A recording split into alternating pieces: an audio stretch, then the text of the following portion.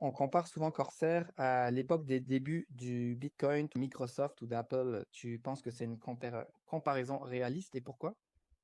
Yes, alors c'est pas forcément une comparaison. Une comparaison en termes de timing, oui, d'accord. Après, en termes, bien évidemment, de secteur d'activité, non. Mais en tout cas, on a la chance, sincèrement, je parle entre toi et moi, puis toutes les personnes qui nous écoutent, mais qui ne sont encore pas dans le projet ou qui ne connaissent pas encore le PDG, n'ont pas cette chance-là.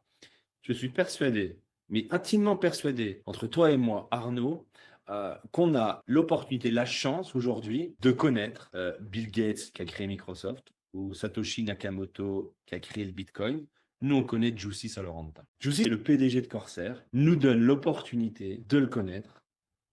Pourquoi je te dis ça? Parce qu'il est en train de mettre en place quelque chose qui va durer des décennies et des décennies, et qui va impacter le monde sur ce nouveau marché, comme a pu impacter Bill Gates dans l'informatique, comme a pu impacter Satoshi Nakamoto dans le monde de la crypto. J'en suis plus que persuadé. On a aujourd'hui l'opportunité d'être au début de quelque chose d'immense avec la personne, au même titre que les personnes que je t'ai parlé avant, que je t'ai partagé avant, dans ce secteur d'activité, le recyclage des déchets plastiques.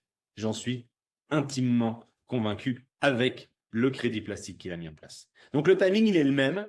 Et voilà pourquoi je pense ça.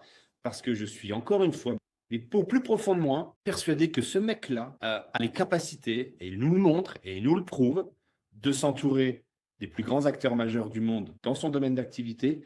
Et il a déjà prouvé au monde et à sa communauté ce qu'il était capable de faire et là où il va. Comme si on était des surfeurs sur le bord de la plage et qu'on était déjà au courant qu'il y avait la plus grosse vague qui s'en vient et on se prépare déjà à monter sur l'eau pour prendre cette vague-là. C'est ça, on a le meilleur timing et on sait quelle vague il faut surfer.